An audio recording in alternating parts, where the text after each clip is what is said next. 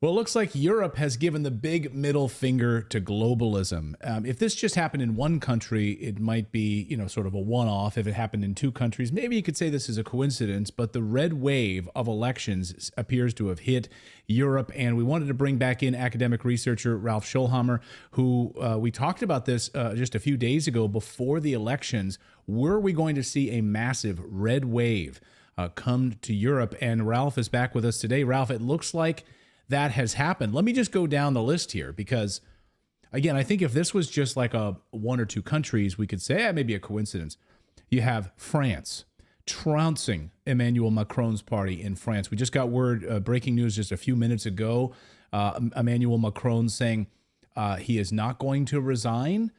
Belgium, huge wins there. You have Georgia, you have Italy, Germany, Ireland, Austria, Spain, Netherlands. I mean, the list is pretty extensive. And you have Poland. I just got word a few minutes ago from sources in Poland.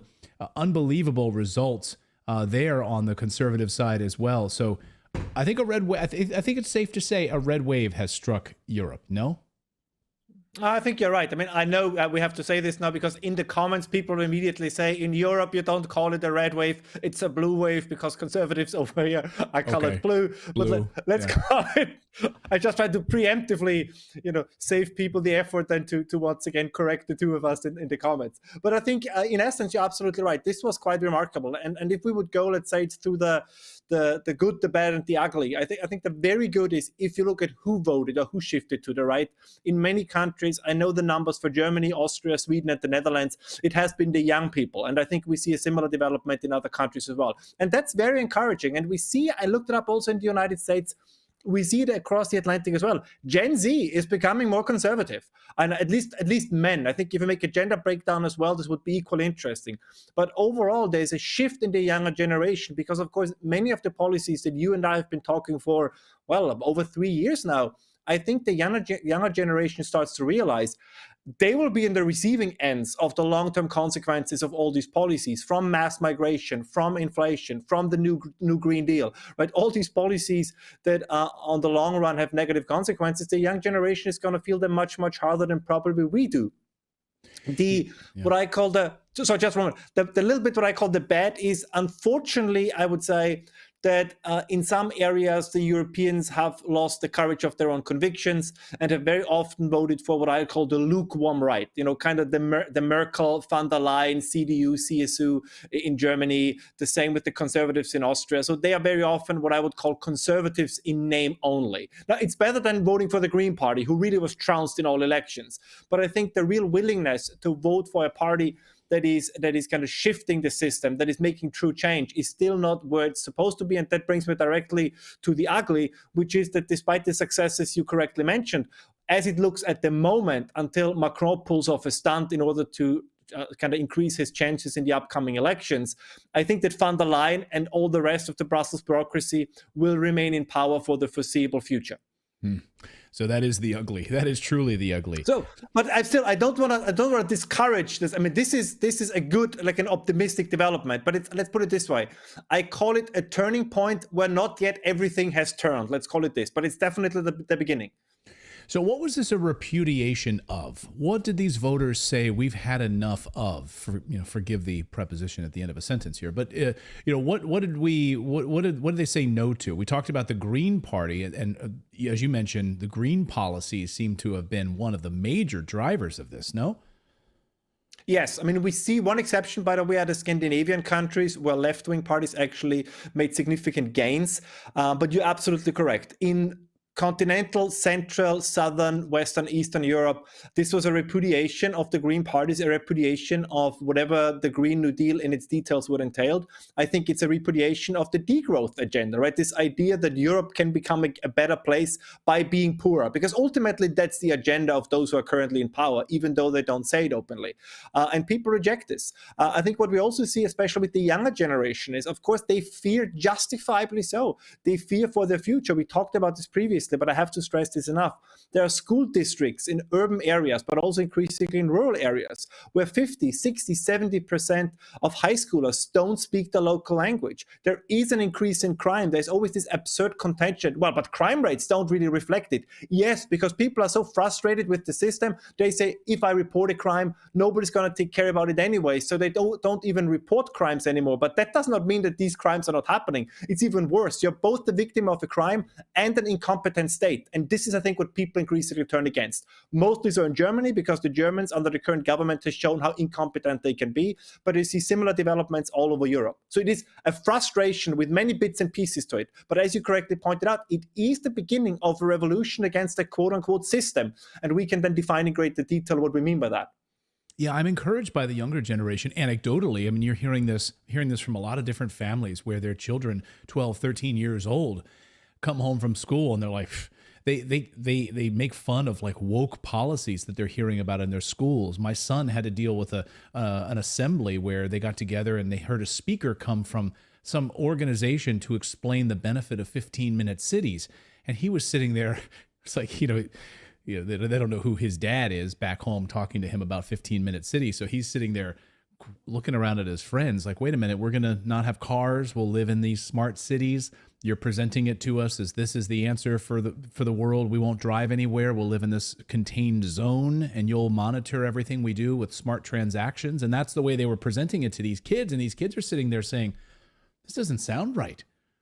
Yeah.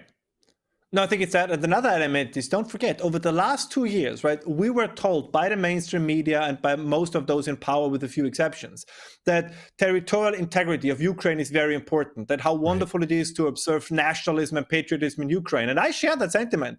But young people, justifiably so, once again say, wait a moment, if I'm Austrian, if I'm German, if I'm French, so you're telling me I can love a country that is far, far away, but I cannot love my own country? And no, I think they are now saying, wait a moment, if patriotism is cool in Ukraine, I think it's also cool in France. It's also cool in Spain. It's also cool in Austria, which I think is one of the great unintended consequences of all of this, because we need more patriotism. We need more nationalism. We need more social loyalty to each other, to our traditions, to our culture, right, to the things that connect us. I think this is a very, very positive development, and I'm glad to see it reflected in the voting behavior now as well. This is hopefully the beginning of a lasting trend and not a one-off.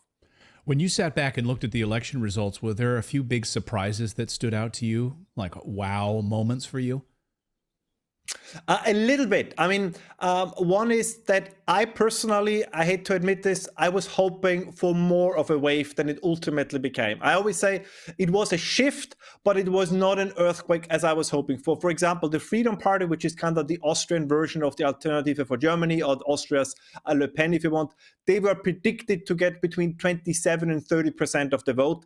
They ended up with 25% or 25.5%. And I found that a little bit disappointing.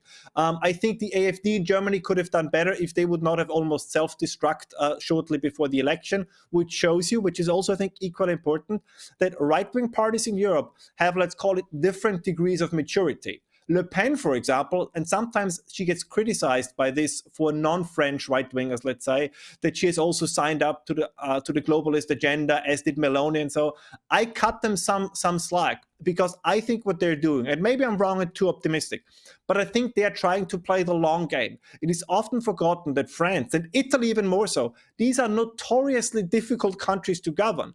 And I think what Meloni is trying to do is, she says, in order to change things in a sustainable way, I need to stay in power. I mean, look at what the EU is talking about. Their plan, if van der Leyen cannot be maintained in office, is to replace her with Mario Draghi. I mean, this is like a zombie movie. Like, at the end of the movie, they bury the monster, and then when the camera, moves out, you see once again the hand coming out of the grave and saying, it's not over. And this is exactly like this. So the establishment, if the bureaucracy, they will try to strike back. And yes, there's a lot of things that I would have hoped Meloni would do that she didn't do. But I'm still happy if Meloni is in charge and not Draghi or Baerbock or you name it. So I think we have to learn on the right that sustainable victories and a series of victories is more important than one-offs that make us feel good, but then start to fizzle out. I mean, this is basically what Trump said, and he was correct about this, about the deep state.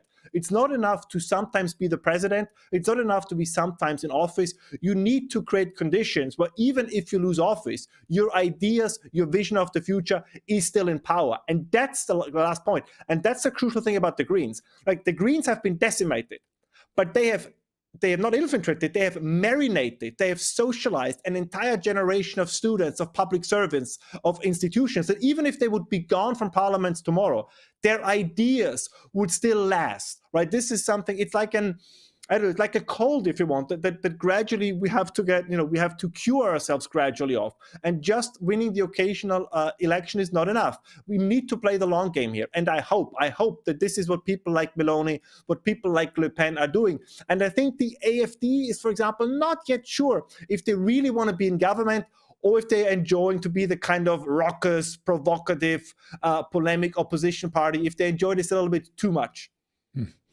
Well said. Well, I think, the dust is settling now, and we'll see. Perhaps we'll see a greater blue wave in Europe in the coming years, coming months ahead. Ralph Schoellhammer, we always appreciate you joining us. Thank you so much for your perspective, as always. Thanks, Ralph. Thanks for having me.